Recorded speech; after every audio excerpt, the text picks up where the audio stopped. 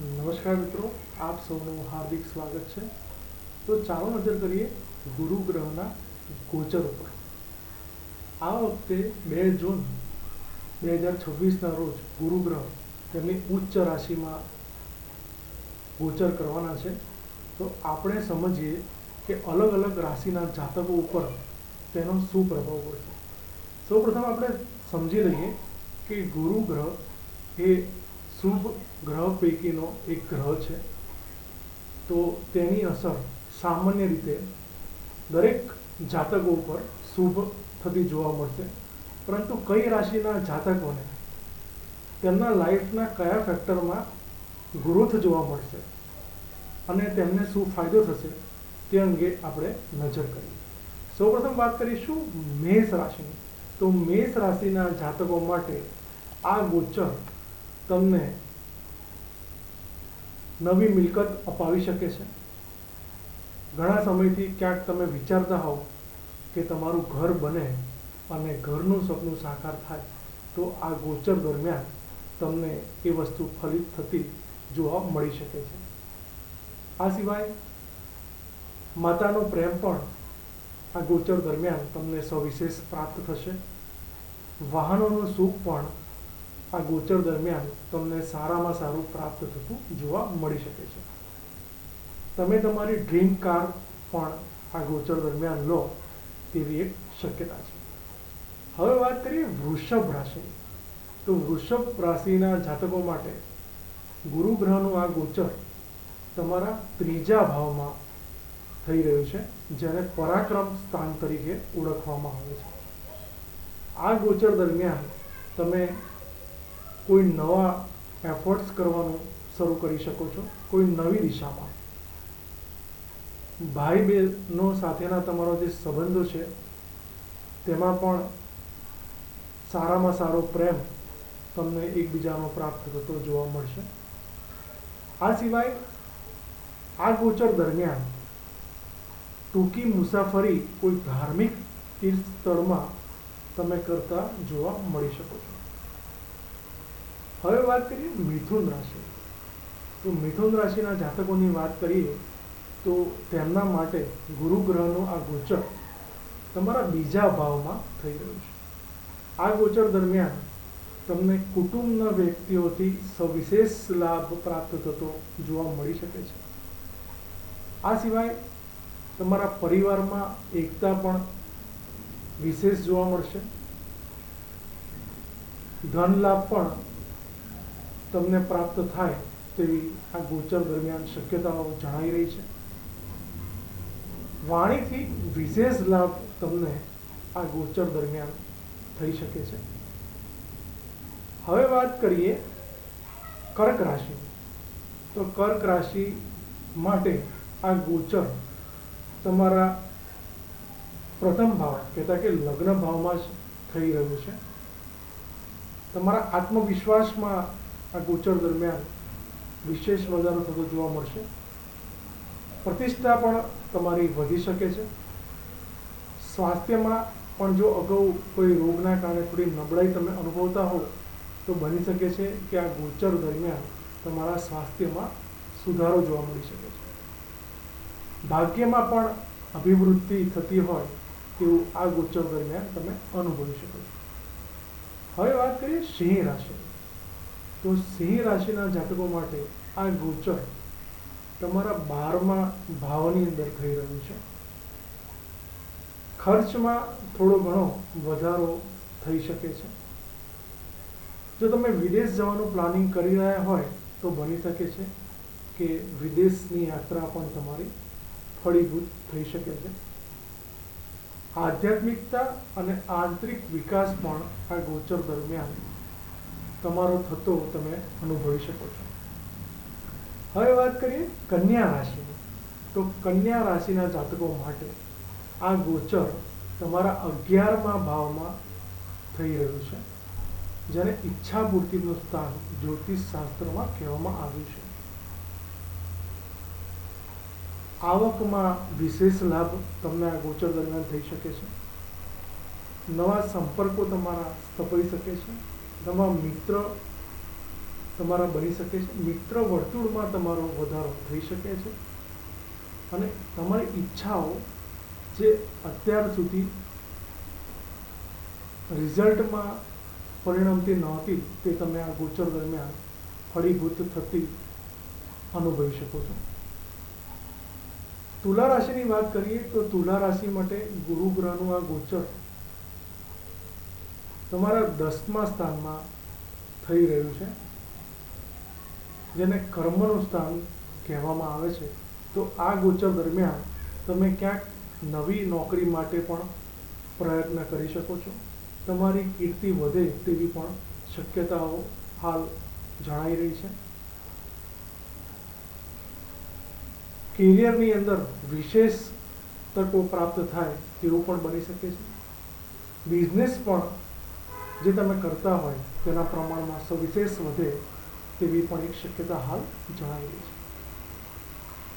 વૃશ્ચિક રાશિની વાત કરીએ તો વૃશ્ચિક રાશિ માટે આ ગોચર તમારા 9મા ભાવમાં થઈ રહ્યું છે. 9મા ભાવમાં થઈ રહેલું ગુરુનું ગોચર તમારા પિતા સાથેના જો સંબંધો અગાઉ બગડ્યા હશે તો તે સંબંધોમાં પણ સુધારો થતો જોવા મળી શકશે. તમારો ભાગ્યોદય થઈ શકે છે. તીર્થયાત્રા તમે કરો તેવી પણ એક શક્યતા હાલ જણાઈ રહી છે. જો તમે કોઈ હાયર સ્ટડી કરવા માંગતા હોય તો તે હાયર સ્ટડીમાં પણ તમને સારામાં સારી સફળતા મળે તેવી શક્યતા હાલ જણાઈ રહી છે. ધન રાશિની વાત કરીએ તો ધન રાશિ માટે ગુરુ ગ્રહનું આ ગોચર તમારા 8મા ભાવમાં થઈ રહ્યું છે, જેને ખાસ કરીને આવિષ્યનું સ્થાન કહેવામાં આવે છે. એવા સ્થાનમાં થઈ રહેલું ગુરુનું ગોચર તમને અચાનક લાભ અપાવી શકે છે. તમે કોઈ સંશોધન કરી શકો છો. વારસામાં તમને કોઈ મિલકત પ્રાપ્ત થાય તેવી પણ પ્રબળ શક્યતાઓ આ ગોચર દરમિયાન જણાઈ રહી છે. જો કે ગુપ્ત સંબંધોમાં પણ તમારો રસ વધે તેવી પણ એક શક્યતા હાલ જણાઈ રહી છે. મકર રાશિની વાત કરીએ તો મકર રાશિના જાતકો માટે આ ગોચર દરમિયાન તમારા લગ્ન જીવનમાં તમને જે પ્રેમ હાલ મળી રહ્યો છે તેના કરતાં વિશેષ પ્રેમ અને સ્નેહ તમને પ્રાપ્ત થશે. ભાગીદારીમાં જો તમે બિઝનેસ કરવા માંગતા હશો અથવા તો બિઝનેસ હાલ ચાલી રહ્યો હશે તો તેમાં પણ સારામાં સારી અભિવૃદ્ધિ થતી જોવા મળી શકે છે અને સંબંધોમાં પણ સારામાં સારું ઇમ્પ્રુવમેન્ટ તમને થતું જોવા મળી શકે છે. કુંભ રાશિની વાત કરીએ તો કુંભ રાશિ માટે આ ગોચર તમારા 6ઠ્ઠા ભાવમાં થઈ રહ્યું છે. આ ગોચર દરમિયાન તમને તમારા શત્રુઓ ઉપર વિજય પ્રાપ્ત થશે. નોકરીમાં તમને વિશેષ ફાયદો થાય તેવી પણ એક શક્યતા જણાઈ રહી છે. તમારી રેગ્યુલર જે આવક છે તેમાં પણ વધારો થઈ શકે છે. તમારું આરોગ્ય અગાઉ જો ખરાબ હોય તો તે આરોગ્યમાં પણ ધીરે ધીરે સારું થતું તમે અનુભવશો. મીન રાશિની વાત કરીએ તો મીન રાશિના જાતકો માટે આ ગોચર તમારા 5મા ભાવમાં થઈ રહ્યું છે. એટલે કે આ ગોચર દરમિયાન તમને સંતાન સંબંધિત કોઈ સારા સમાચાર પ્રાપ્ત થઈ શકે છે. તમે કોઈ નવી સ્કિલ શીખતા પણ જોવા મળી શકો છો. ખાસ કરીને બુક્સનું વાંચન પણ તમે વિશેષ કરતા જોવા મળી શકો છો આ ગોચર દરમિયાન. આ સિવાય તમે કોઈ સર્જનાત્મક પ્રવૃત્તિમાં પણ જોડાઈ શકો છો. જો તમે રોકાણ કરશો તો રોકાણમાં પણ આ ગોચર દરમિયાન તમને લાભ થાય તેવી શક્યતાઓ છે. આ સિવાય તમે કોઈ એજ્યુકેશન ક્ષેત્રે ઝંપલાવવા માંગતા હોય કે કોઈ સ્ટડી કરવા માંગતા હોય તો તેમાં પણ આ ગોચર તમને સારામાં સારું રિઝલ્ટ આપે તેવી શક્યતાઓ જણાવેલી છે. હવે આપણે વાત કરીએ કઈ રાશિના જાતકો માટે આ ગોચર દરમિયાન કેવા ઉપાયો કરવા જોઈએ તે અંગે. સૌપ્રથમ વાત કરીશું મેષ રાશિ. તો મેષ રાશિના જાતકો માટે દર ગુરુવારે તમે પીળી દાળનું દાન મંદિરમાં કરી શકો છો. ભગવાન વિષ્ણુની પણ તમે આ ગોચર દરમિયાન પૂજા કરશો તો તમને સવિશેષ લાભ પ્રાપ્ત થઈ શકે છે. વૃષભ રાશિની વાત કરીએ તો આ ગોચર દરમિયાન નાના ભાઈ બહેન કે જરૂરિયાતમંદ લોકોને જો તમે મદદ કરશો તો તમને સવિશેષ ફાયદો થશે. આ સિવાય ગુરુવારે કેળાના વૃક્ષમાં જળ અર્પણ કરવાથી પણ તમને વિશેષ ફાયદો થશે. મિથુન રાશિની વાત કરીએ તો પીળી વસ્તુઓનું દાન કરવાથી તમને વિશેષ ફાયદો થશે અને ઓમ ભ્રૂમ બૃહસ્પતાય નમઃ નો મંત્ર જાપ કરવાથી પણ તમને વિશેષ લાભ આ ગોચર દરમિયાન પ્રાપ્ત થશે. કર્ક રાશિના જાતકોની વાત કરીએ તો ગુરુવારે ચણાની દાળ અને ગોળનું દાન જો તમે મંદિરમાં કરશો તો તમને વિશેષ લાભ થઈ શકે છે અને સારા મિત્રોની સંગત રાખવાથી પણ આ ગોચર દરમિયાન તમને ફાયદો થશે. તુલા રાશિની વાત કરીએ તો મંદિરમાં પીળા ફૂલ અર્પણ કરવાથી તમને વિશેષ ફાયદો થશે. ગુરુજન અથવા પિતાતુલ્ય વ્યક્તિઓના આશીર્વાદ તમારે ખાસ લેવા જોઈએ જેથી કરી અને તમારા ભાગ્યમાં અભિવૃદ્ધિ થઈ શકે. વૃશ્ચિક રાશિની વાત કરીએ તો ધાર્મિક યાત્રા અથવા પૂજા પાઠમાં રસ વધારે રાખવો જોઈએ આ ગોચર દરમિયાન.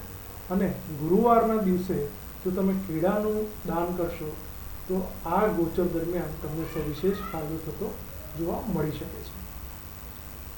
ધન રાશિના જાતકોની વાત કરીએ તો આ ગોચર દરમિયાન પીળી મીઠાઈ અથવા હળદરનું દાન કરવાથી તમને સવિશેષ ફાયદો થતો જોવા મળશે. આ સિવાય આધ્યાત્મિક ગ્રંથોનું વાંચન અને ગુરુ ગ્રહના મંત્રનો જાપ કરવાથી તમને જીવનમાં વિશેષ ફાયદો થતો હોય તેવું તમે અનુભવી શકો છો.